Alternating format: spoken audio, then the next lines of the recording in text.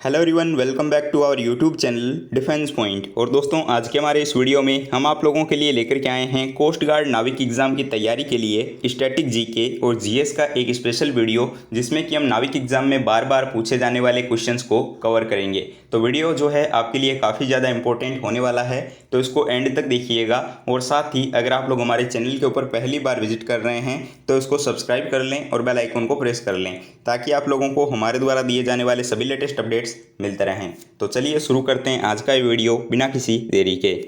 तो देखिए, first question जो कि दिया हुआ है कि सत्य शोधक समाज की स्थापना किसके द्वारा की गई थी। ऑप्शंस दिए हुए हैं बी.आर. अम्बेडकर, महात्मा गांधी, ज्योतिराव फूले या फिर दयानंद सरस्वती। तो दोस्तों, सत्य शोधक समाज क्या था? तो सत्य शोधक समाज जो है ये एक पंथ था, जिसकी स्थापना जो है वो 24 सितंबर 1973 यानी कि 1973 में हुई थी। और इसकी जो स्थापना है वो ज्योतिराव फूले के द्वारा की गई थी। तो यहाँ पर इस क्वेश्चन के लिए करेक्ट आंसर हो जाएगा ऑप्शन सी। इसके अलावा दोस्तों, इस पंथ का जो उद्देश्य था या फिर जो प्रमुख कार्य था वो शूद्र और अस्पृश्य जाति के लोगों को जो है विमुक्त करना था। ठीक है। और इन्होंने जो है मूर्ति पूजा, कर्मकांड, पुनर्जन्म, इनके सिद्धांतों का जो है विरोध किया था। ठीक है ना। चलिए, अब देखिए प्रश्न संख्या 2। और यहाँ पर क्वेश्चन आपको दिया हुआ है कि जॉर्ज लेमेंतेर का संबंध जो है वो इनमें से किस क्षेत्र से जुड़ा हुआ है। तो दोस्तों, ये टॉपिक जो है मैंने आपको जनरल साइंस में भी कवर करवाया है। तो यहाँ पर देखिए आपको ऑप्शंस दिए हुए हैं बिग बैंग यानी कि महाविस्फोटक सिद्धांत से, ऑप्शन बी विद्युत धारा की खोज से, ऑप्शन सी डीएनए अम्ल की खोज से, या फिर ऑप्शन डी सोलर सिस्टम यानी कि सौर्य प्रणाली की खोज से। ठीक है। तो देखिए, महाविस्फोटक सिद्धांत या फिर बिग बैंग सिद्धांत से जो है जुड़ा हुआ है जॉर्ज लेमेंतेर का नाम। तो यहाँ पर आपका करेक्ट आंसर हो जाता है ऑप्शन ए। ठीक है। और दोस्तों, बिग बैंग थ्योरी के अकॉर्डिंग जो है ब्रह्मांड की उत्पत्ति जो है वो 15 अरब वर्ष पूर्व हुई थी। और इसकी जो जानकारी है वो आपके जॉर्ज लेमेंतेर के द्वारा दी गई थी। ठीक है। तो बिग बैंग थ्योरी से जुड़ा हुआ है जॉर्ज लेमेंतेर का नाम, जो कि एक खगोल वैज्ञानिक थे। ठीक है। तो यहाँ पर आपका राइट आंसर हो जाएगा ऑप्शन ए। अब देखिए प्रश्न संख्या 3। और यहाँ पर क्वेश्चन आपको दिया हुआ है कि विश्व में मैंग्रोव वनों का सबसे बड़ा क्षेत्र जो है वो निम्न में से कौन सा है। ऑप्शंस दिए हुए हैं नमदफा राष्ट्रीय उद्यान, कच्छ का रण, बलफाक्रम नेशनल पार्क या फिर सुंदरवन। ठीक है। तो यहाँ पर जो है आपका राइट आंसर होगा ऑप्शन डी सुंदरवन। देखिए, विश्व में जो मैंग्रोव वनों का सबसे बड़ा क्षेत्र जो है वो सुंदरवन है। और सुंदरवन जो है ना, ये आपके भारत और बांग्लादेश में स्थित जो है विश्व का सबसे बड़ा नदी का डेल्टा है। और ये जो है प्रसिद्ध वनस्पतियों और बंगाल टाइगर के निवास का स्थान है। और यहाँ पर जो है सुंदरी नामक वृक्ष पाया जाता है, इस वजह से जो है इसको सुंदरवन के नाम से जाना जाता है। ठीक है। ये जो है भारत में पश्चिम बंगाल के एरिया में पड़ता है। अब देखिए दोस्तों, प्रश्न संख्या 4। और यहाँ पर क्वेश्चन आपको दिया हुआ है कि भारतीय कृषि अनुसंधान परिषद यानी कि ICAR का जो हेडक्वार्टर है या फिर जो मुख्यालय है ये कहाँ पर स्थित है। ठीक है। ऑप्शंस दिए हुए हैं नई दिल्ली, बेंगलुरु, देहरादून या फिर मुंबई।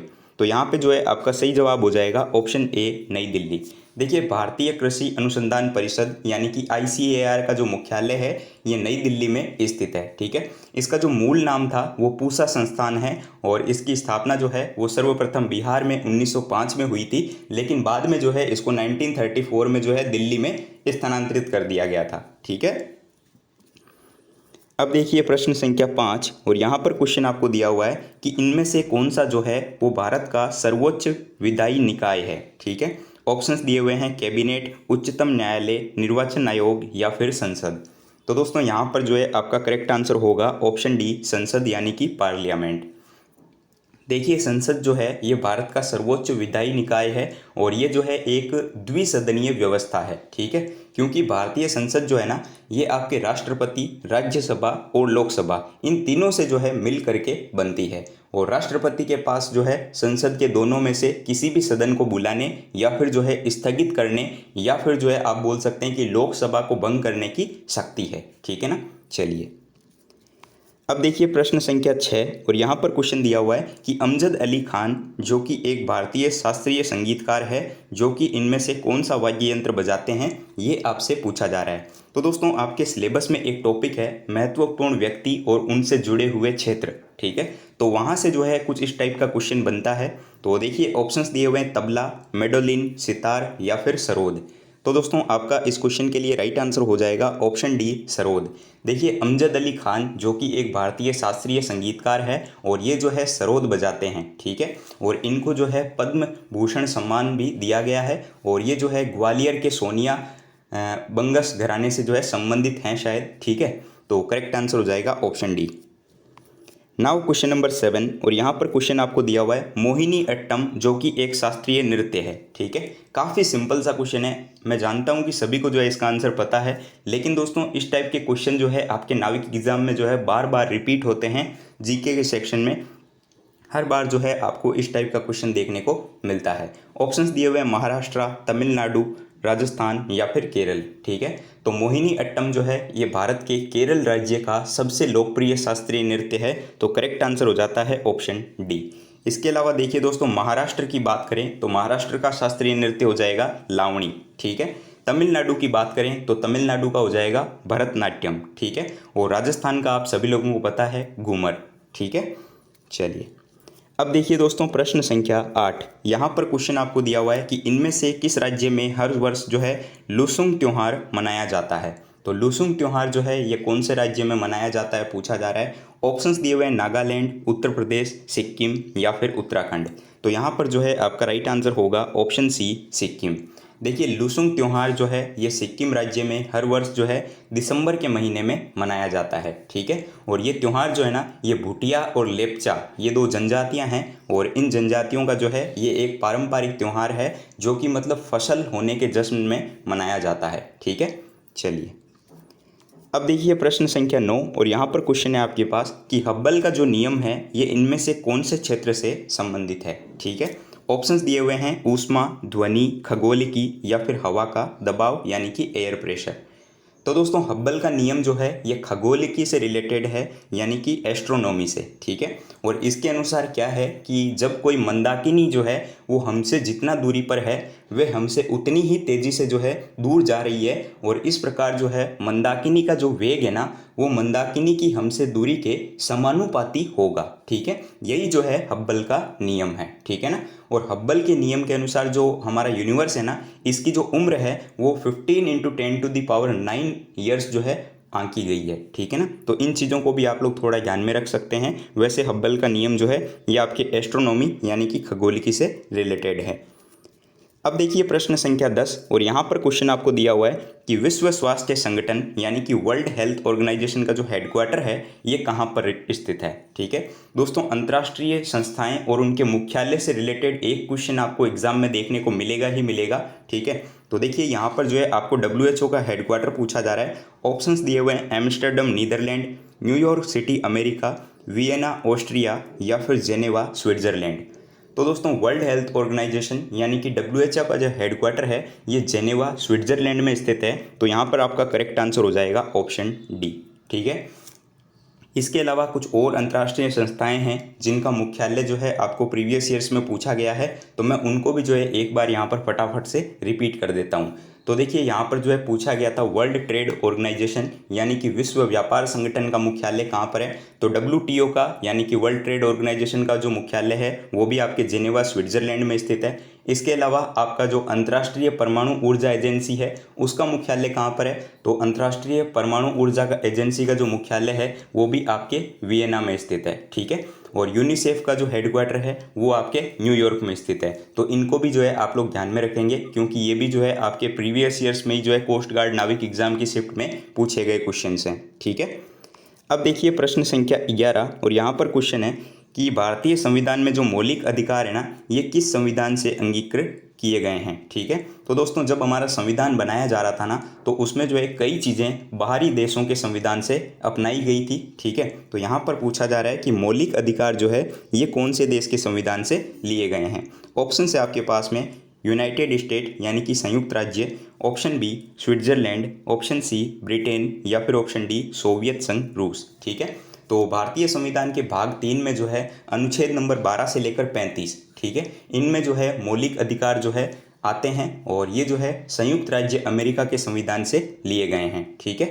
और भारतीय संविधान का जो भाग 3 है ना, इसको भारत का जो है अधिकार पत्र भी कहा गया है, क्योंकि इसमें जो है हमारे मौलिक अधिकार आते हैं। ठीक है ना, तो यहाँ पर जो है आपका करेक्ट आंसर हो जाएगा option A, United states of America, यानी कि संयुक्त राज्य अमेरिका से लिए गए हैं मौलिक अधिकार। ठीक है, इसके अलावा दोस्तों ब्रिटेन से जो है लिया गया है संसदीय शासन पद्धति और विधि का शासन, इसके अलावा एकल नागरिकता। आयरलैंड से लिया गया है आपके राज्य में नीति निर्देशक तत्व और राष्ट्रपति का निर्वाचक मंडल। ठीक है, तो इन पॉइंट्स को भी जो है आप लोग थोड़ा ध्यान में रखेंगे।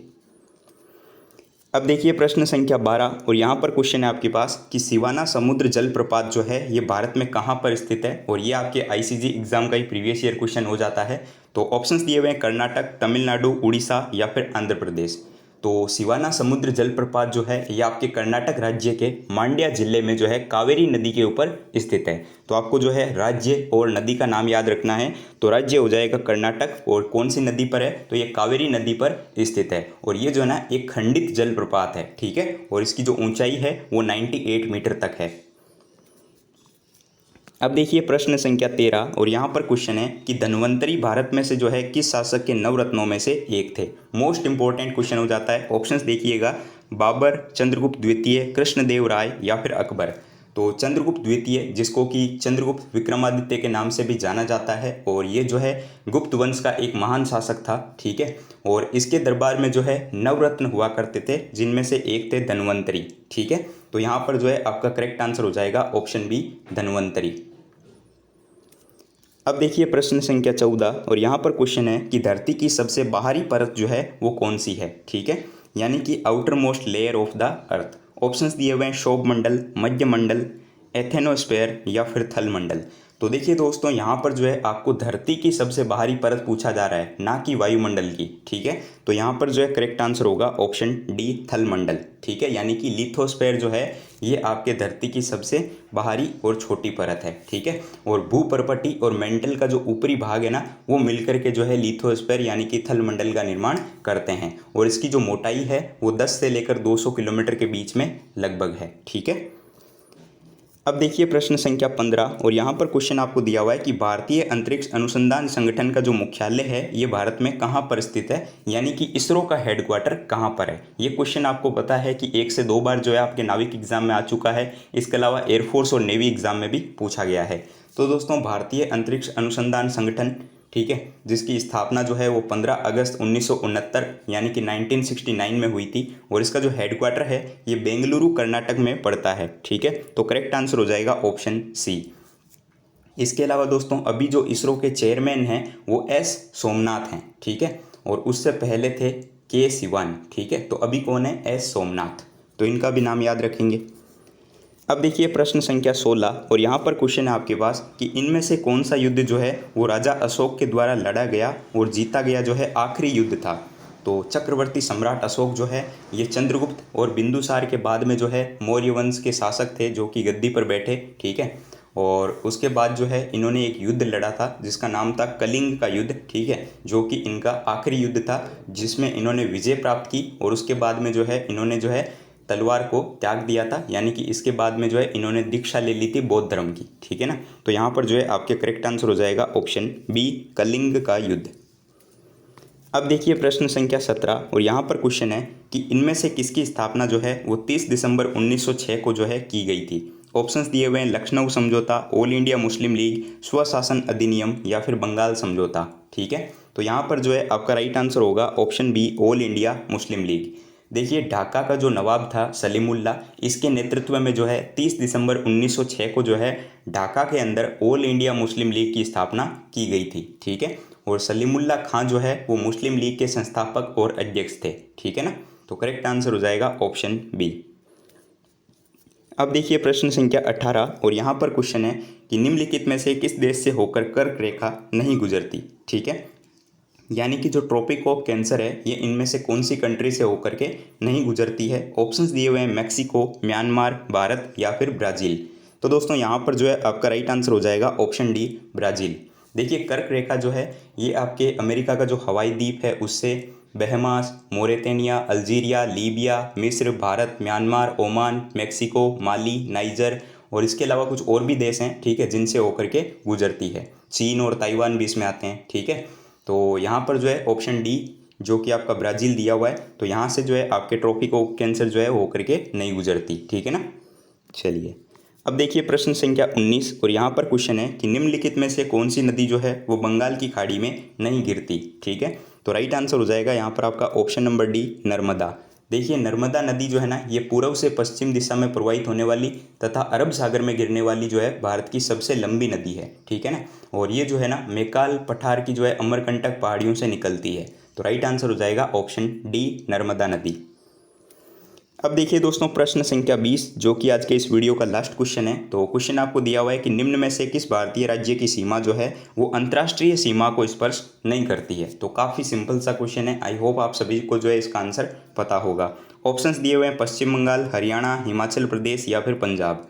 तो राइट आंसर हो जाएगा ऑप्शन बी हरियाणा। देखिए हरियाणा की सीमा जो है ना ये अंतर्राष्ट्रीय सीमाओं को स्पर्श नहीं करती है, जबकि बाकी ऑप्शंस को आप देखें तो पश्चिम बंगाल जो है ये बांग्लादेश से अपना सीमा बनाता है, हिमाचल प्रदेश जो है ये तिब्बत की सीमा बनाता है और पंजाब जो है ये आपके पाकिस्तान के साथ में सीमा बनाता है। ठीक है, तो करेक्ट आंसर हो जाएगा ऑप्शन बी। तो दोस्तों उम्मीद करता हूँ कि आपको सारे क्वेश्चन समझ में आ गए होंगे और आपको वीडियो भी पसंद आया होगा। तो दोस्तों वीडियो को लाइक ज़रूर से कीजिएगा। अब एक क्वेश्चन आप लोगों के लिए है क्वेश्चन फॉर यू सीरीज़ में, तो इसका राइट आंसर क्या होगा आप लोग नीचे कमेंट बॉक्स में कमेंट करके बताइएगा। वैसे इस क्वेश्चन को जो है मैंने पहले भी करवा रखा है और काफ़ी सिंपल सा क्वेश्चन है। तो आपके लिए क्वेश्चन है कि पृथ्वी की जो सतह है ना इसके ऊपर पलायन वेग का जो मान है वो लगभग कितना है। ठीक है ना, यानी कि escape velocity on earth surface. तो आपके जो पृथ्वी की सतह पर पलायन वेग का मान है वो लगभग कितना है ये बताना है। 4 ऑप्शंस आपके पास में है, जो भी इसका करेक्ट आंसर होगा नीचे कमेंट बॉक्स में कमेंट करके बताइएगा। और दोस्तों वीडियो पसंद आया हो तो इसको लाइक कीजिएगा, चैनल पर नए हो तो सब्सक्राइब कीजिएगा और अपने दोस्तों के साथ शेयर करना बिल्कुल भी मत भूलिएगा। और टेलीग्राम पर जो है PDF आपको देखने को मिल जाएगी, तो अगर आप लोगों ने टेलीग्राम ग्रुप अभी तक ज्वाइन नहीं किया है तो उसकी भी लिंक आपको इसी वीडियो के नीचे डिस्क्रिप्शन बॉक्स में दी गई है। तो मिलते हैं हमारे एक नए वीडियो के साथ में, तब तक के लिए जय Hind and thank you so much for watching this video.